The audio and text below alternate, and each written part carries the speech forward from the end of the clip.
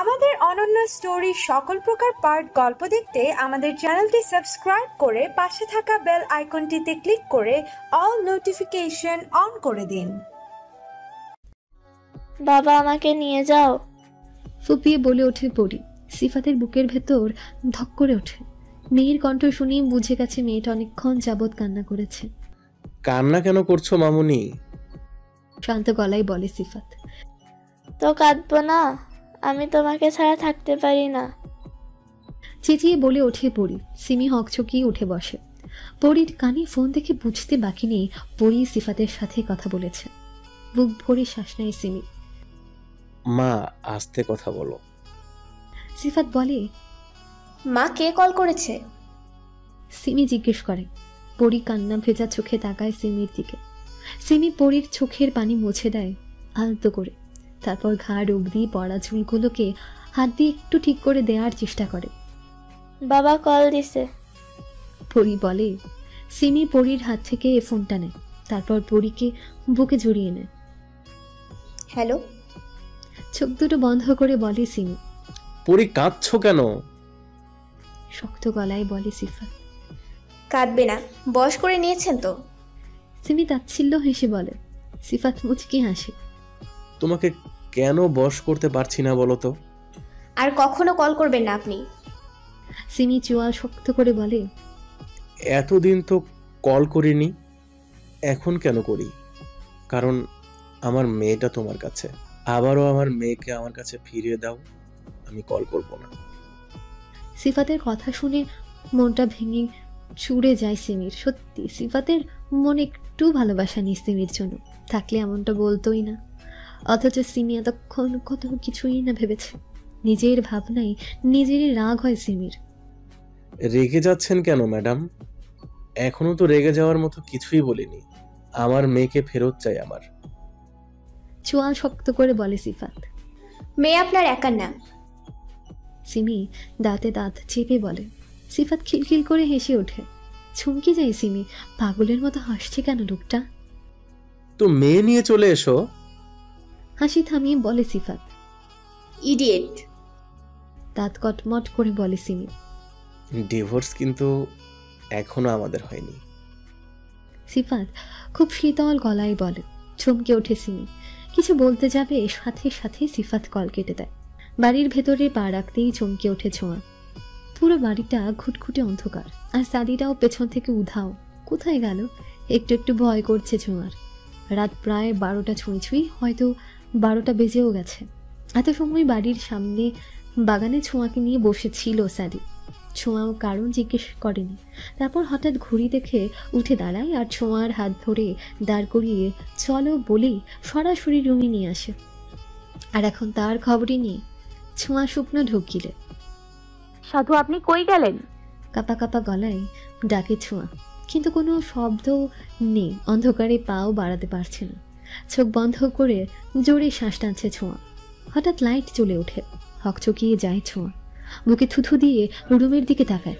পুরো রুমটা বেলুন আর মোমবাতি দিয়ে সাজানো, আর ছোঁয়ার ঠিক সামনে সুন্দর একটা কেক।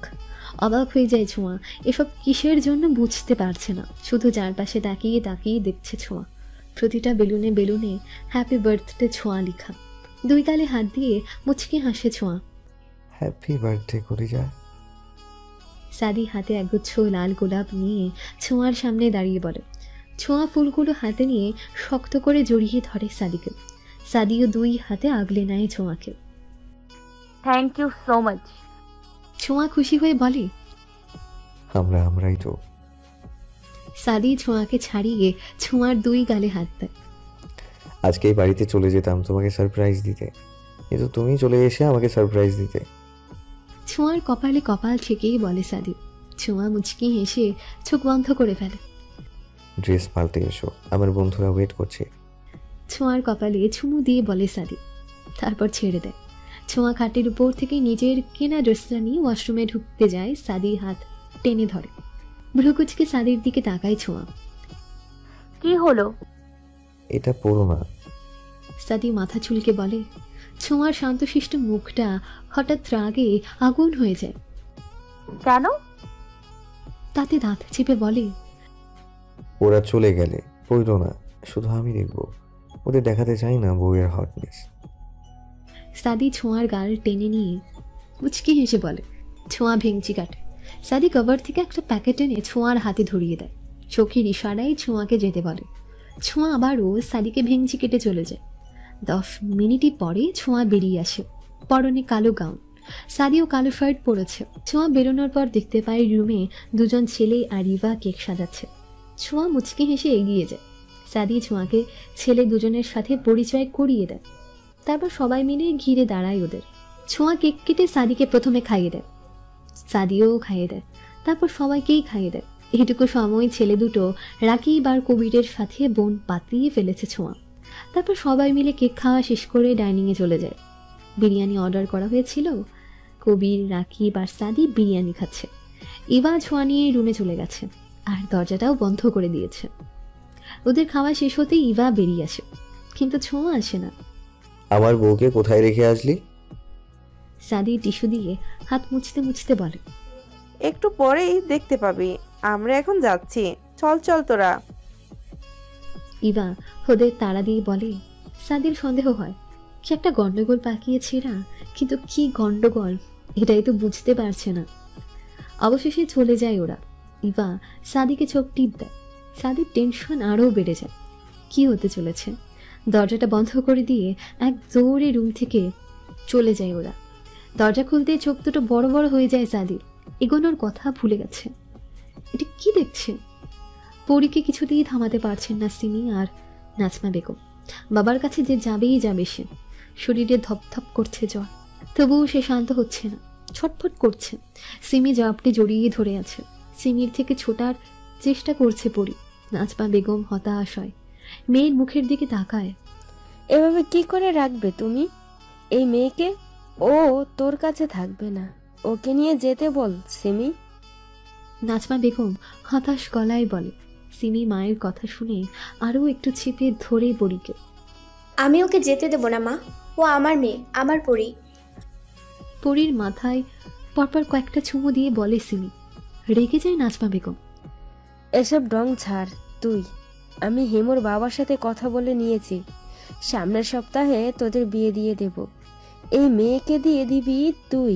বিয়ের পর তোরও মেয়ে হবে, সেই মেয়ে তোকে ভালোবাসবে। এই বাচ্চা তোকে ভালোবাসে না। সিমির মাথায় হাত বুলিয়ে বলেন তিনি। সিমি রেগে যায়। বারবার কেন ওকে দেওয়ার কথা বলছো? রেগে চেঁচিয়ে বলে সিমি। পরী কেঁপে ওঠে। জ্বরে হুঁশ নেই। সিমি বুকের সাথে মিশিয়ে নেয় তাকে।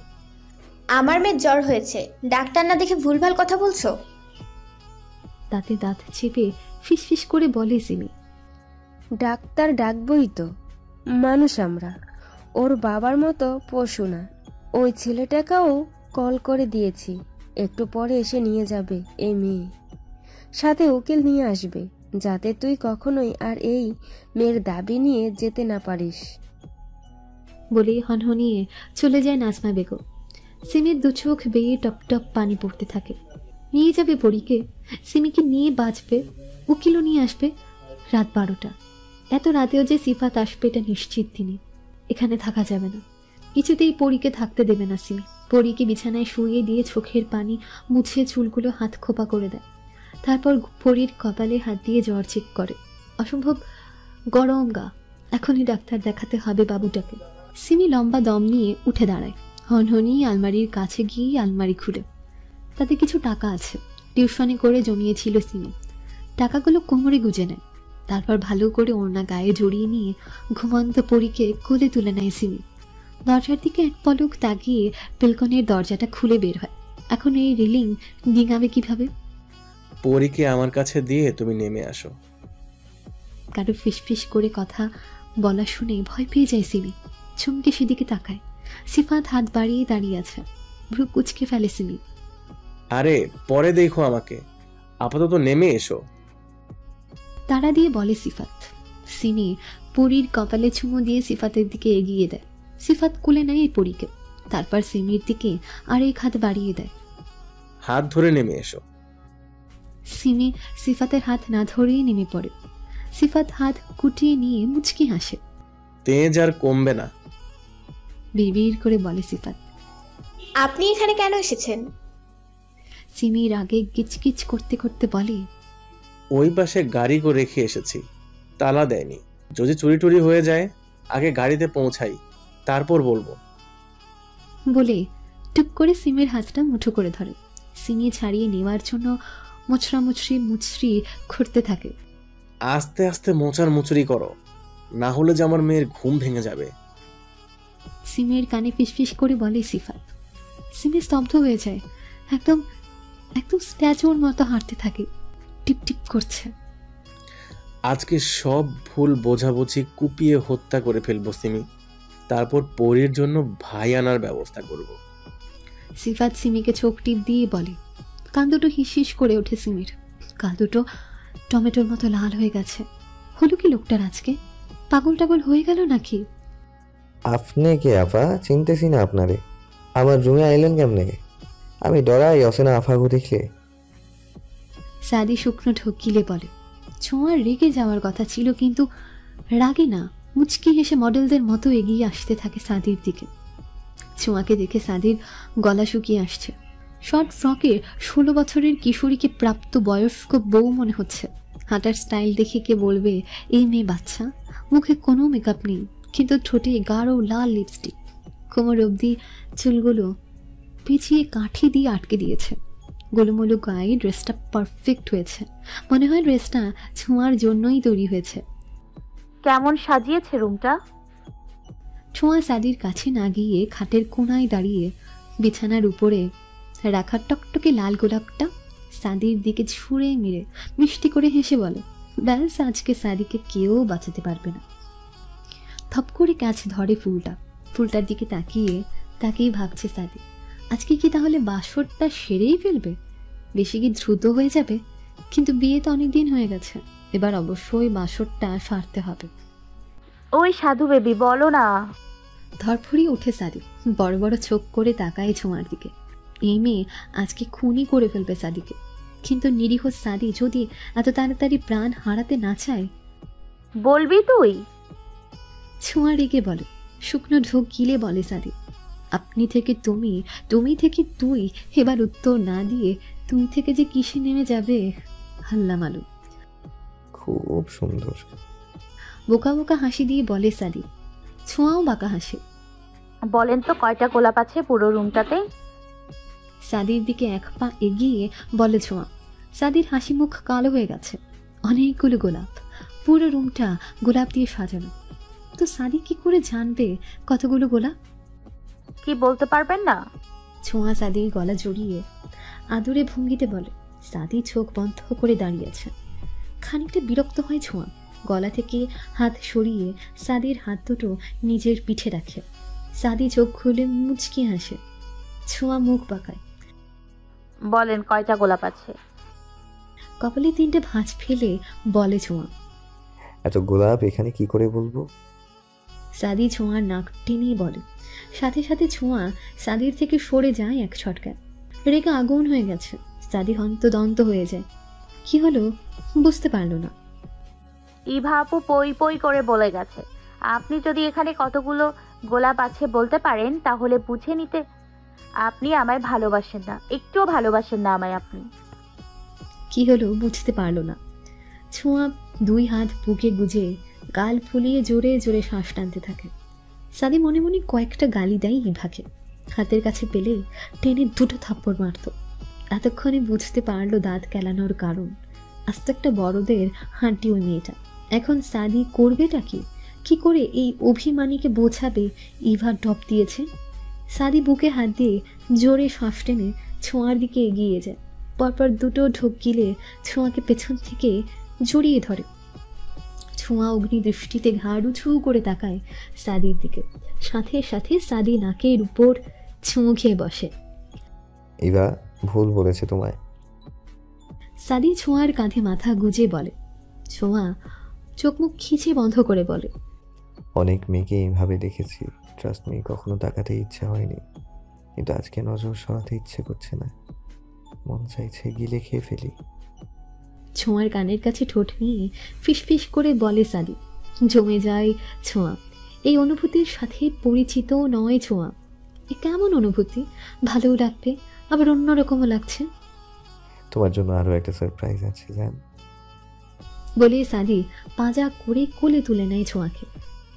2 তলা একটা বাড়ির সামনে এনে গাড়ি দাঁড় করায় সিফাত। সিমি পরীর গালের সাথে গাল ঠেকিয়ে চোখ বন্ধ করেছিল। গাড়ি থামতে পিট পিট করে চোখ খুলে গাড়ির কাঁচটা নামিয়ে দেয় সিফাত। বাড়ির দিকে তাকাতেই ভ্রু কুঁচকে যায় সিমির।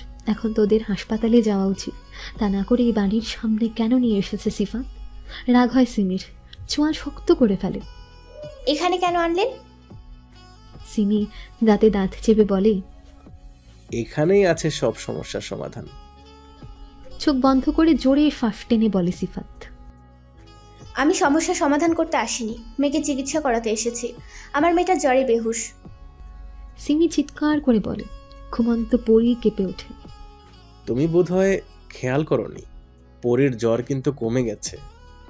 সিফাত আলতো হেসে বলে। সিমি থতমত খেয়ে যায়। পরীর কপালে হাত দেয়। সত্যি জ্বর কমে গেছে, কিন্তু কি করে? চোখ নামিয়ে নেয় সিমি। পরী এমনই, ঔষধ খাওয়াতে হয় না ওকে তেমন একটা। সিমি উত্তরে কিছু বলে না, চুপ করে থাকে। আচ্ছা সিমি, কখনো তো আমায় জিজ্ঞেস করলে না আমি কি করে পরীকে হাসপাতাল থেকে নিয়ে এলাম? কি করে জানলাম তোমার ডেলিভারি ওই দিনই হচ্ছে? জানতে পারলাম কি করে? এটাই আমাদের ছোট্ট পরী, এত এত বাচ্চার মধ্যে। খুব শান্ত গলায় বলে সিফাত। সিমি চমকে ওঠে। কেন পুরনো কথা উঠছে? কেন এসব বলছে সিফাত? চোখ দুটো ভিজে ওঠে সিমির। পরীকে আমি চুরি করে আনিনি। হাসপাতাল থেকে 5 মিনিট হাঁটলে যে রেস্টুরেন্ট আছে, সেখানে আমার হাতে পরীকে তুলে দেওয়া হয়েছে। আর বলা হয়েছিল পরীকে আমি না নিয়ে গেলে ওর স্থান হবে অনাথ আশ্রয়ে। 2 হাত বুকে গুজে একদমে বলে সিফাত। সিমি বিস্ময়কর চোখে তাকিয়ে থাকে সিফাতের দিকে। কি বলছে এসব? সিফাত যে মিথ্যে বলছে এটা শিওর সিমি, তাই অনুমতি হচ্ছে না, বরং রাগ হচ্ছে। আমি মিথ্যে বলছি এটাই ভাবছো? এতটা অবিশ্বাস? তা ছিল হাসে সিফাত। জানো তো সিমি, যদি আমার মেয়েকে নিয়ে টানাটানি না লাগতো তাহলে কখনোই আমি প্রুফ দিতাম না।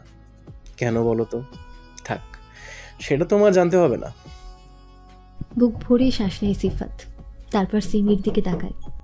প্রুফ দেবো আজকে আমি, চলো আমার সাথে। সিমি মাথায় নিচু করে চুপচাপ বসে আছে। সিফাত আসলে কি করতে চাইছে সেটাই বোঝার চেষ্টা করছে। তবে সিফাত যাই করুক না কেন, সিমির তাতে কোনো ইন্টারেস্ট নেই। যা খুশি করুক, নিজের জায়গায় শক্ত সিমি, সিদ্ধান্তে নড়চড় করবে না। আত্মসম্মানটা সবার আগে। কোনো প্রুফ বা কোনো কিছুই সিমিকে টলাতে পারবে না। গাড়ির দরজা খুলে বেরিয়ে যায় সিফাত। সিমির পাশে এসে দরজা খুলে দিয়ে সিমির কোল থেকে পরীকে টেনে নিয়ে যায়। সিমি শক্ত চোখে তাকায় সিফাতের দিকে। খুব যত্ন করে মেয়ের কপালে চুমু খায় সিফাত। তারপর সিমির বাঁ হাতটা ধরে নামতে সাহায্য করে। আত্মসম্মান, তাই না? ভালোবাসার ক্ষেত্রে না আত্মসম্মান টিকে না। একটুখানি আত্মসম্মান বিসর্জন দিয়ে যদি ভালোবাসার মানুষটি সারা জীবন পাশে পাওয়া যায়, তাহলে এটা দোষের নয়। আর আত্মসম্মান ধরে রেখে ভালোবাসার মানুষটিকে হারিয়ে সারা জীবন তার স্মৃতি মনে করে নীরবে কেঁদে যদি যেতে হয়, তাহলে তুমি করলেটাকে জীবনে? না পারলে নিজে ভালো থাকতে, আর না পারলো তোমার আত্মসম্মান তোমায় ভালো রাখতে। টোটাল লসটা কিন্তু তোমারই হলো। দেখো, 2 দিনের জীবন আমাদের, এই 2টো দিনই কেন কষ্টে কাটাবো? সিফাত সিমির হাত ধরে বাড়িটার দিকে নিয়ে যেতে যেতে বলে। সিমি অবাক দৃষ্টিতে তাকিয়ে আছে সিফাতের মুখের দিকে। এত শক্ত কথার মানে খুঁজে পাচ্ছে না সিমি। বা লোকটা জানলই বা কি করে সিমি আত্মসম্মানের কথা ভাবছে? এখানে 1305টা ফুল আছে। সিফাত ছোঁয়ার কোমর জড়িয়ে কাঁধে থুতনি ঠেকিয়ে ফিসফিস করে বলে। চোখ মুখ খিচে বন্ধ করে নেয় ছোঁয়া। লোকটার হলোটা কি? এত ঘেঁষাঘেঁষি করছে কেন? মনে মনে বিরক্ত হয় ছোঁয়া। এটা বলতে এত ঘেঁষাঘেঁষি করতে হবে কেন? জিভ দিয়ে ঠোঁট ভিজিয়ে রিনরিনিয়ে বলে ছোঁয়া। সাদি ঠোঁট চিপে হাসি আটকায়। আরও একটা নিবিড়ভাবে জড়িয়ে নেয় ছোঁয়াকে। কাঁধ থেকে থুতনি সরিয়ে গলায় রাখে। সাথে সাথে ছোঁয়া দ্রুত গতিতে সাদির দিকে ঘুরে শক্ত করে জড়িয়ে ধরে সাদিকে। হাত পা কাঁপছে, চোখ খোলাও দায়ী হয়ে উঠেছে। সাদি ছোঁয়ার মাথায় হাত বুলিয়ে দেয়, আরেক হাত কোমরে। কি হলো? সাদি বলে। ছোঁয়া উত্তর দেয় না। এক হাত দিয়ে সাদির শার্টের দুটো বোতাম খুলে দেয় ধীরে সুস্থে। সাদির বুকের লোমগুলো বরাবরই ছোঁয়ার পছন্দ। অনেক ইচ্ছেও ছিল লোমগুলো ছুঁয়ে দিতে, কিন্তু সাহস হয়নি বা সুযোগও হয়নি। তাই আজকে সুযোগটা হাত ছাড়া করতে চাইছে না ছোঁয়া। সাদিও চুপচাপ ছোঁয়ার কারসাজি বোঝার চেষ্টা করছে। বোতাম খোলা শেষ হতেই ছোঁয়া নাক ডুবিয়ে জোরে জোরে শ্বাস টানে। মিষ্টি একটা ঘ্রাণ আসছে সাদির শরীর থেকে। কই, এই ঘ্রাণ তো ছোঁয়া আগে পাইনি, আর পাবি বা কি করে, কখনো এত কাছে আসাই হয়নি।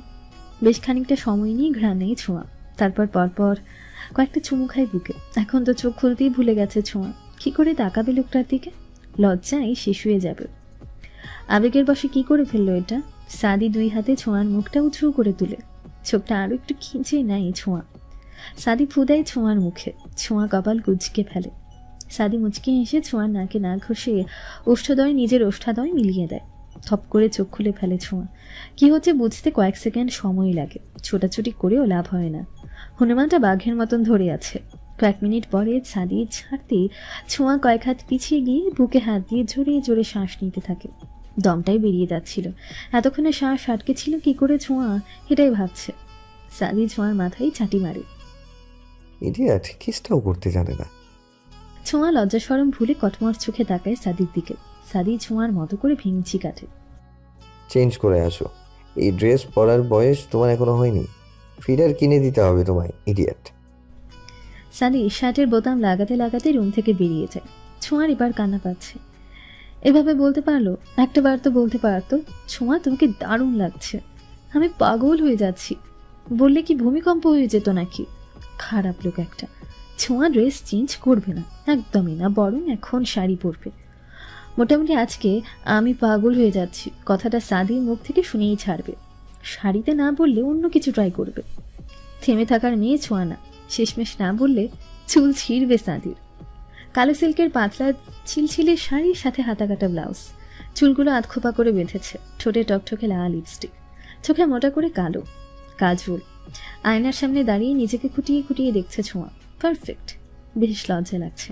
সিনেমার হিরোইনরা এভাবে কি করে শুটিং করে কে জানে। ছোঁয়ার তো নিজের বরের সামনে যেতেই লজ্জা লাগছে।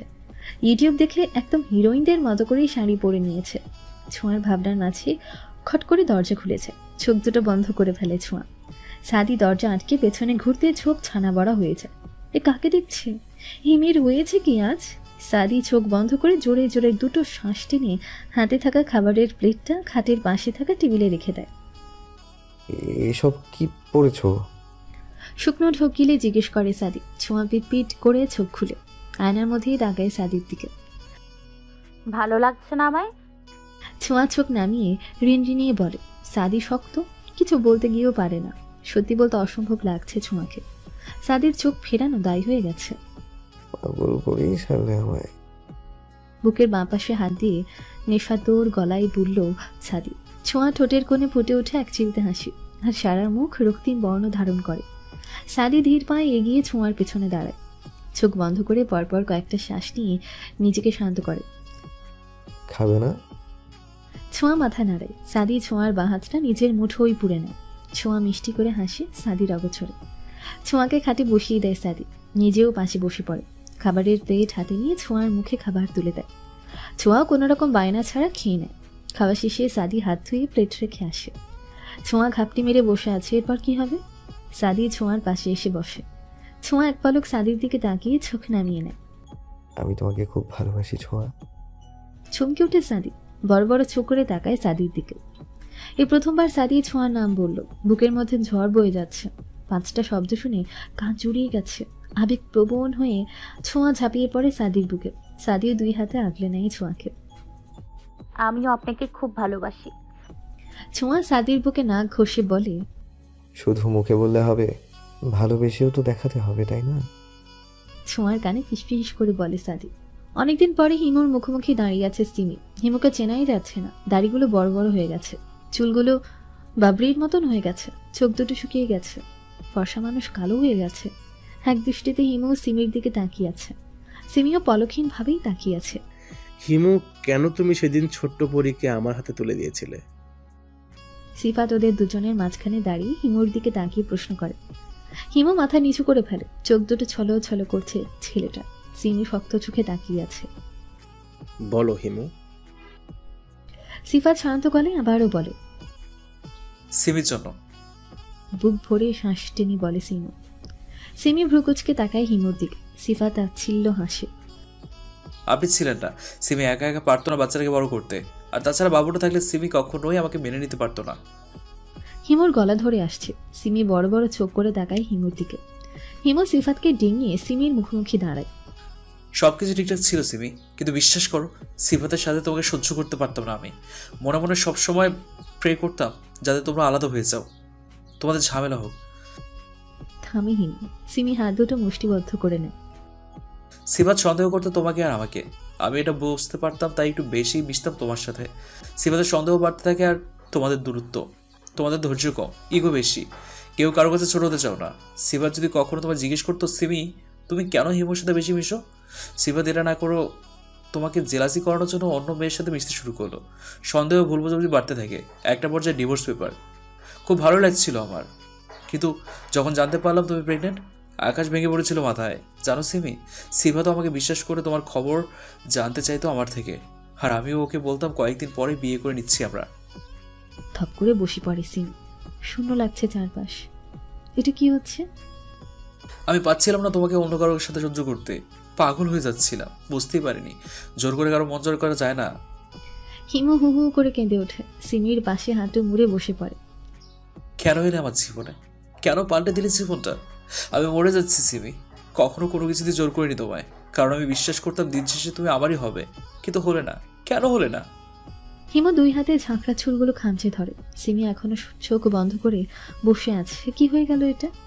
যে মানুষটাকে চোখ বন্ধ করে বিশ্বাস করত, সে মানুষটা এইভাবে ঠকালো, কি করে পারলো?